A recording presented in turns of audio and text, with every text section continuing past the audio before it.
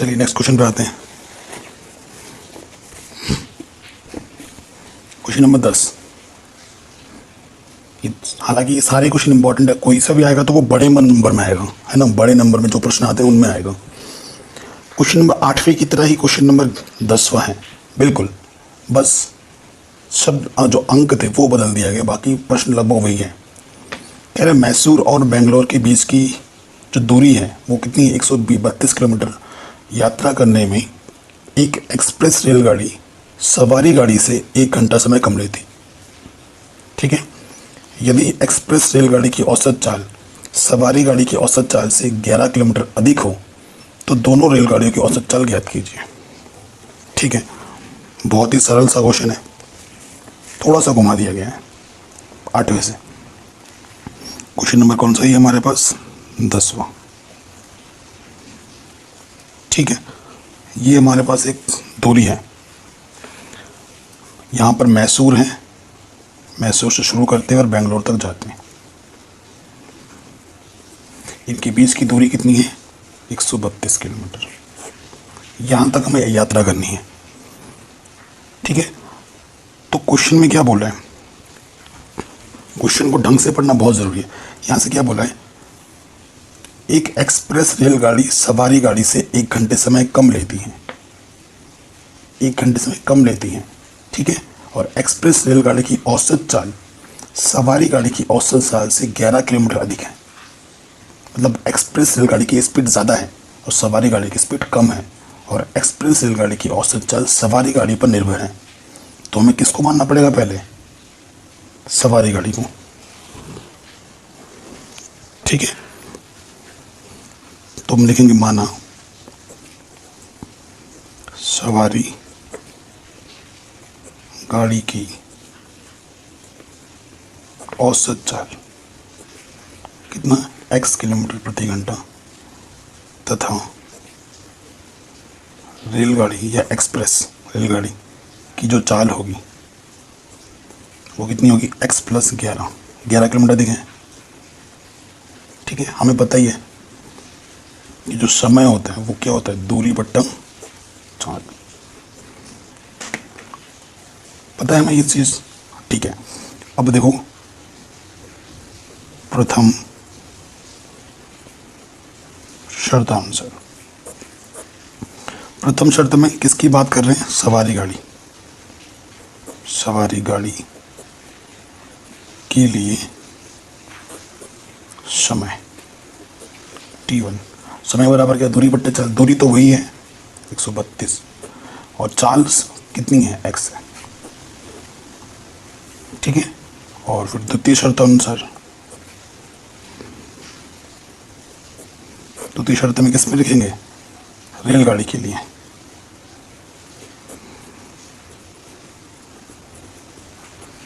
तो रेलगाड़ी के लिए समय क्या हो जाएगा, t2, यानी कि दूरी तो वही है, चाल बदल गई, x + 11। ठीक है, प्रश्नानुसार,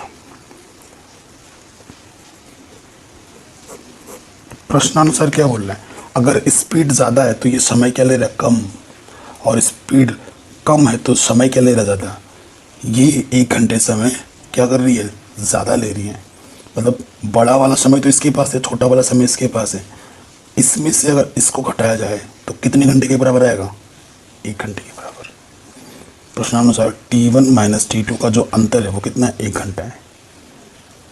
मान रखो t1 है 132x, t2 है 132x + 11, और इधर आ जाएगा आपका 1। ठीक है, लॉस ऑफ क्या आ जाएगा, इसके गुणा इसके साथ कर दो, इधर 1 है, इसके गुणा इसके साथ 132x + 11 × 132 minus 132 × x 132x, minus का प्लस का कटा। ठीक है, तो यहाँ से क्या बचा, 132 × 11 बट्टे x² + 11x बराबर 1। इसके बट्टे में कुछ नहीं तो 1 ले लो, कोई दिक्कत नहीं होनी चाहिए। अब 11 को 132 से जब आप गुणा करोगे ना तो 1452 आएगा। अब क्या करोगे, तिरछे गुणा। किसी भी संख्या को 1 से गुणा करते हैं तो वही आता है, और 1452 1 1452, ठीक। और ये प्लस का है, इस तरफ आके क्या होगा, माइनस का।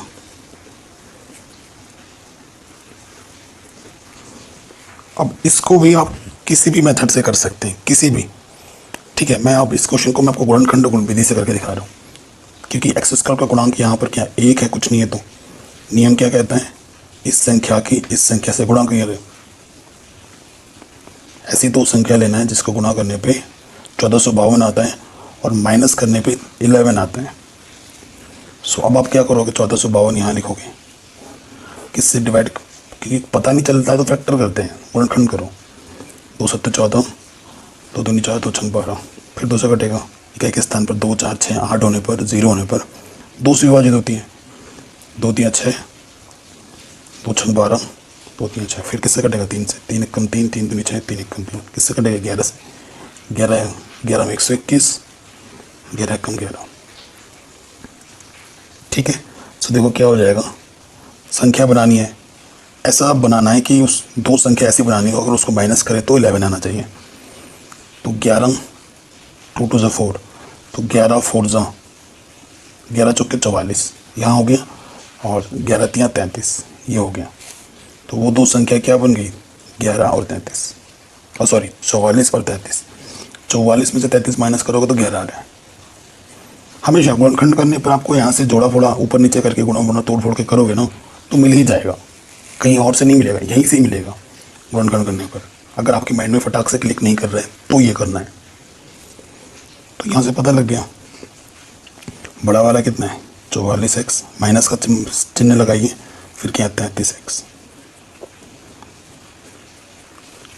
अब ये एक जोड़ा बना, ये एक जोड़ा बना, ठीक है। बूंदाबांदी गिर रही है क्योंकि बारिश हो रही है, रूम से वहीं पानी टपकता है, उसके लिए सॉरी। तो यहाँ से देखिए x उभयनिष्ठ हो जाएगा, एक्स स्क्वायर से x कॉमन लोगे तो यहाँ x बचेगा, कॉमन मतलब उभयनिष्ठ लेना। इसकी कहा 2 थी, एक बाहर ले ली, एक ही बचेगा, यहाँ से भी x बाहर आ गया है तो यहाँ से 44 बचेगा। अब कई बच्चे बोलेंगे सर मेरे को 33 का पहाड़ा नहीं आता, कोई दिक्कत नहीं है, शॉर्ट ट्रिक अपना लेते हैं। यहाँ x बचा ही इकलौता। मज़े की बात यह होती है कि यहाँ पे जो आया है ना गुणनखंड, यहाँ पर भी वही आता है अगर आपने सही किया है तो। अगर आपका x यहाँ अंदर बचा है तो यहाँ पर भी x ही बचेगा। तो x बचाने के लिए आपको कॉमन कितना लेना पड़ेगा, 33 कॉमन लो, और जो यहाँ लिखा है ना बिना सोचे समझे यहाँ लिख दो। अब गुणनखंड बनाना है, जो 2 बार है उसको 1 बार लिखते हैं, और जो उभयनिष्ठ निकाला था इसको और इसको उसको दूसरे ब्रैकेट में, ठीक है। फिर क्या लिखेंगे, यदि इसको 1 बार 0 लिखते हैं, प्लस का 44 इधर आके क्या होगा, माइनस के 44, जो कि अमान्य है, क्योंकि जो स्पीड होती है ना वो कभी भी माइनस में नहीं होती, ये लिख देना। फिर देखो यदि x माइनस के 33 बराबर 0, तो माइनस के 33 इधर आके प्लस के 33 हो जाएगा, ये सही उत्तर है हमारा। तो x को हमने क्या माना था, हमने सवारी गाड़ी की चाल, ये हमारा हो जाएगा 33 किलोमीटर प्रति घंटा। और एक्सप्रेस रेलगाड़ी की चाल क्या होगी, एक्सप्रेस रेलगाड़ी की चाल क्या होगी हमारे पास, वो हमारे पास थे x + 11 यानी कि 11 + 33 यानी कि 44। तो 44 किलोमीटर प्रति घंटे स्पीड होगा किसका, रेलगाड़ी का, ठीक है। ये हमारा आंसर हो जाएगा। तो काफ़ी बढ़िया क्वेश्चन था, हमने आराम से कर लिया है, ठीक है। तो ये क्वेश्चन भी हमारा आराम से बन गया। ओके, अब आ जाओ नेक्स्ट क्वेश्चन पे, क्वेश्चन नंबर 11 में। अब क्वेश्चन नंबर 11 हम करेंगे, लेकिन उससे पहले मैं कुछ एक बात बताना चाहता हूँ। देखो मैंने सभी चैप्टर करा रखे हैं, उसकी लिंक्स भी आपको डिस्क्रिप्शन में मिलेगी। बस आपको क्या करना है, अगर आपको लिंक नहीं मिल रहा है तो आप प्लेलिस्ट चेक कीजिए, ठीक है। आपको प्लेलिस्ट चेक कीजिए, वहाँ पर आपको ज़रूर मिलेगा। मैं कोशिश करूँगा सारे वीडियो के लिंक डिस्क्रिप्शन में दे दूँ। और प्लीज़ वीडियो को ना ऑनलाइन वॉच करना, और एग्ज़ाम से पहले आपके लिए इंपॉर्टेंट क्वेश्चन, रिवीजन वीडियो वगैरह वगैरह सब पढ़ा दूँगा। आई थिंक मैंने अब तक साइंस भी स्टार्ट कर दी होगी क्लास 10th लेवल के लिए, तो आप साइंस की वीडियो भी हमारे चैनल से देख सकते हैं, ठीक है, अब आते हैं क्वेश्चन पे। क्वेश्चन में क्या बोल रहे हैं कि दो वर्गों के क्षेत्रफल का योग 468 मीटर स्क्वायर है। यदि उनके परिमापों का अंतर 24 मीटर है तो वर्गों की भुजाएं ज्ञात कीजिए। बड़ा शानदार क्वेश्चन है। ठीक है, तो हमें उनकी भुजाएं ज्ञात करनी है। अब देखिए क्या होगा। हमें बोला है दो वर्ग हैं, अंतर बोला है तो सीधा सीधा मतलब अंतर का मतलब घटाना, तो मतलब एक बड़ा वर्ग होगा और एक छोटा वर्ग होगा, तभी तो उसमें से अंतर में होगा। बराबर अगर दो समान चीजें हैं और अंतर की बात करेगा ना तो जीरो हो जाएगा, समान है इसलिए। अंतर 24 दिया है, यानी कि एक बड़ा वर्ग होगा एक छोटा वर्ग होगा, ये हमें पता लग गया है कोई प्रश्न से। तो देखिए करते हैं। एक हमारे पास हमने एक बड़ा वर्ग बनाया, वर्ग समझते हैं ना जिसकी चारों भुजाएं समान हो, और एक हमने छोटा वर्ग बनाया। ठीक है, ये बड़ा वाला वर्ग है, ये छोटा वाला वर्ग। जैसे मैं चित्र बना रहा हूँ ना, आप भी एग्जाम में बनाएंगे तो बढ़िया होगा। ये मत समझना कि चित्र बनाएंगे तो नहीं बना सकते, चित्र बनाओगे तो मज़ा आ जाएगा एग्जामिनर को भी और आपको भी। एग्जामिनर सोचेगा अरे भाई को सब आता है, ये इसने रटा नहीं है चीज़ों को। ठीक है, हमसे क्वेश्चन में बोला है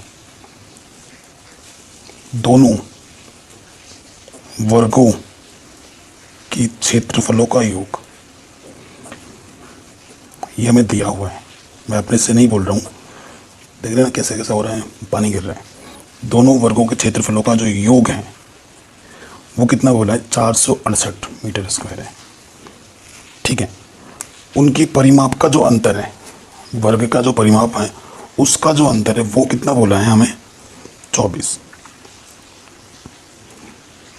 ठीक है, 24 बोला है। अब देखिए तो लिखते हैं, ये जो बड़ा वर्ग छोटा वर्ग हम क्या करते हैं, माना बड़े वर्ग की भुजा हमने x मान ली, ये जो बड़ा वर्ग है उसकी जो भुजा है वो हमने x मान ली। ठीक है, छोटे वर्ग की भुजा हम नहीं मान रहे, पता चल जाएगा आपको क्यों नहीं मान रहे। बड़े वर्ग की भुजा हमने x मानी है, तो बड़े वर्ग का परिमाप क्या हो, सूत्र आपको पता है, 4 गुना भुजा होता है ना, तो भुजा हमने x मानी तो 4x हो जाएगा। तो बड़े वर्ग की जो परिमाप है वो 4x है। ठीक है, प्रश्नानुसार वर्गों की परिमाप का अंतर कितना दे रखा है, 24।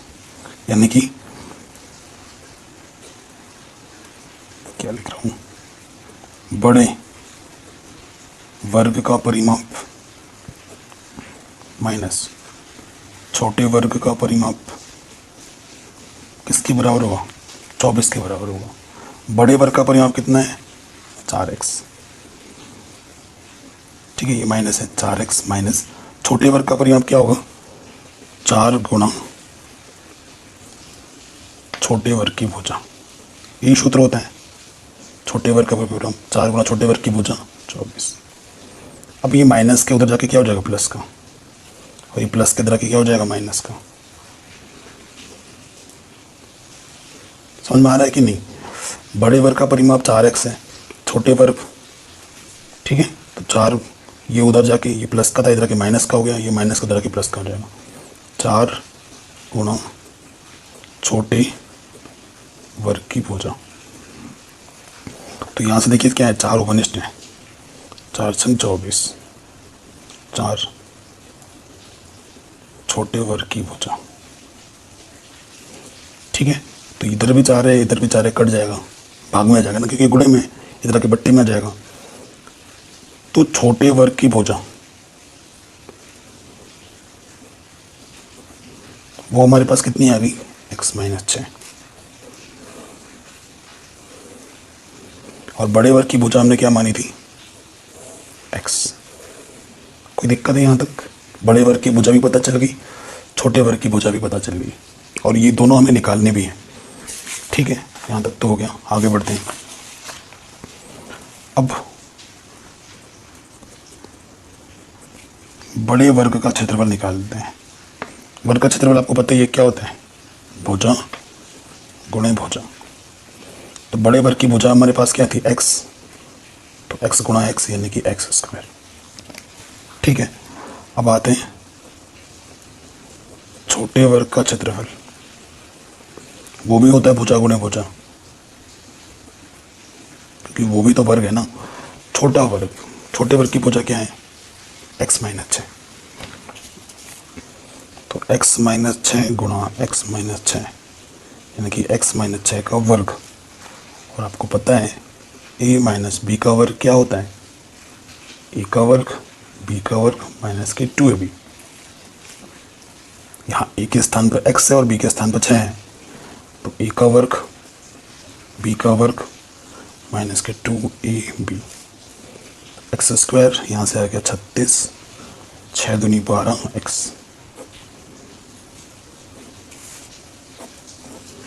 ठीक है, प्रश्न में क्या बोला है,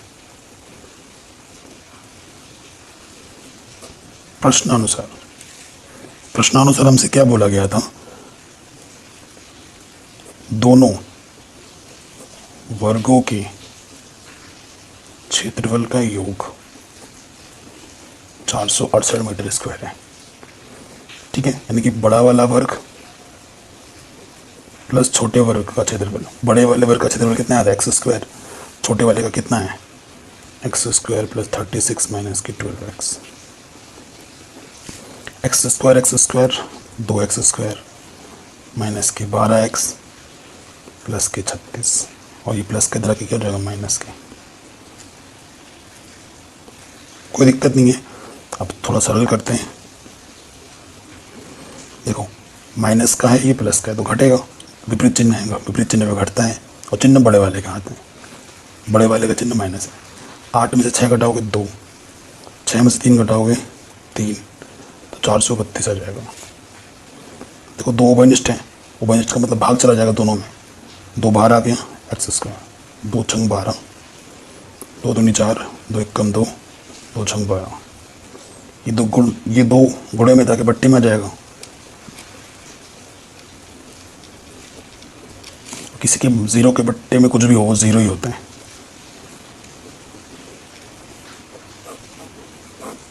तो ये क्या गया, द्विघात समीकरण। अब द्विघात समीकरण आने पे आपकी मर्जी है, किसी भी मेथड से आप इसको, किसी भी नियम कानून लगाओ, आप आराम से सॉल्व कर सकते हो इसको, है कि नहीं। सो देखिए कैसे करेंगे, मैं गुणनखंड विधि का उपयोग कर रहा हूँ। एक्स का गुणांक कितना है, कुछ नहीं तो 1 है, तो इसकी गुणा इसके साथ करते हैं। 216 कम 216। हाँ, हमें ऐसी दो संख्याएं लेनी है जिनको गुणा करे तो 216 है, और घटा है तो आपको क्या मिले, 6 मिले, वो भी माइनस का।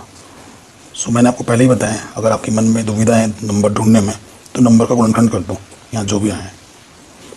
2 एक कम 2, 0 2 8 16, 2 5 10, 2 चौके 8, 2 दूनी 4, 2 सत्ते 14, 3 नम 27, 3 तिया 9, 3 एक कम 3। अब ऐसी दो संख्याएं बनानी है जिनका अंतर कितना है, 6 है, जिनका अंतर कितना है, 6 है। ऐसी दो संख्या आपको बनानी है। अब ज़रा थोड़ा सा सोचो आप कि वो दो संख्याएं क्या क्या होंगी। ठीक है, आपको वो संख्या सोचनी है, बताओ क्या होगी, बताओ। देखो संख्या सोचनी है हमें, तो देखो हम क्या, वो दो संख्या क्या हो सकती हैं, 3 तिया 9, 9 दूनी 18। ठीक है, 3 तिया 9, 9 दूनी 18, 2 दूनी 4, 4 तिया 12, तो यहाँ से 12 और यहाँ से 18। 18 में से 12 को घटाओगे 6 आएगा, जो कि हमें चाहिए था। पता लग गया है ना। तो वो दो संख्याएं क्या हैं, 18 और 12 हैं। अब इसके नीचे से आप लिखोगे, तो जब भी चिन्ह माइनस का हो तो ब्रैकेट लगा लो। एक आया था 18, चिन्ह माइनस का, फिर क्या है 12, माइनस अंदर गुणा कर देंगे, माइनस माइनस ये हो जाएगा प्लस का, यहाँ से एक जोड़ा, यहाँ से एक जोड़ा। ठीक है, इस जोड़े से क्या उभयनिष्ठ है, एक्स, तो यहाँ से एक्स बचेगा माइनस, एक्स बाहर आ चुका है तो यहाँ से 18 बचेगा, प्लस का चिन्ह लगाओ प्लस। मैं आपको पहले ही बता चुका हूँ कि यहाँ पे जो आता है यहाँ पे भी वही आएगा। तो यहाँ से एक्स इकलौता बचाने के लिए आपको क्या ओवनिष्ठ लेना है, 12, ठीक है। और 12 ओवनिष्ठ, यहाँ चिन्ह माइनस से माइनस लग गया, और यहाँ 18 है तो यहाँ पर भी 18 आएगा। अब नहीं मानते हो तो 12 का भाग 216 में 2 18 बढ़ जाएगा, ठीक है। तो फिर गुणनखंड बनाना है, तो जो 2 बार आता है उसको एक बार लिखते हैं, और जो आपने उभयनिष्ठ निकाला है उसको दूसरे ब्रैकेट में। फिर क्या करते हैं, इसको 0 के बराबर रखना है एक बार, तो माइनस के 18 इधर के क्या हो गए, प्लस के 18, और एक बार इसको 0 लिखना है, प्लस के 12 इधर के माइनस के 12 हो गया। तो ये अमान्य है, क्योंकि भुजा का मान कभी माइनस में नहीं होता। होता है क्या, भुजा का मान माइनस में नहीं होता है, तो ये अमान्य है, इसे गलत कर देना। यहाँ क्या लिख देंगे, अमान्य, ठीक है। तो हमारा सही उत्तर क्या हो जाएगा, 18। तो x को हमने क्या माना था, बड़ी वर्ग की भुजा। बताओ, बड़ी वर्ग की जो भुजा होगी वो 18 होगी। 18 क्या, मीटर। और छोटी वर्ग की भुजा क्या होगी, वो हमारे पास क्या था, x माइनस 6 आया था, हाँ। बड़ी वर्ग की भुजा x थी और छोटी वर्ग की भुजा क्या थी, x माइनस 6। तो x माइनस 6 यहाँ लिखते हैं, x का मान है 18 माइनस 6 यानी कि 12 मीटर, आंसर। तो ये जो प्रश्नावली 4.3 वो ख़त्म हो चुकी है। यहाँ 4.4 भी मैंने पहले ही करा रखा है, उसकी लिंक्स आपको मिल जाएगी डिस्क्रिप्शन पे, ठीक है। आप जाके देख सकते हैं, सीख सकते हैं। वीडियो अच्छी लगी तो प्लीज़ लाइक शेयर सब्सक्राइब ज़रूर करें, चैनल पे नए हो तो।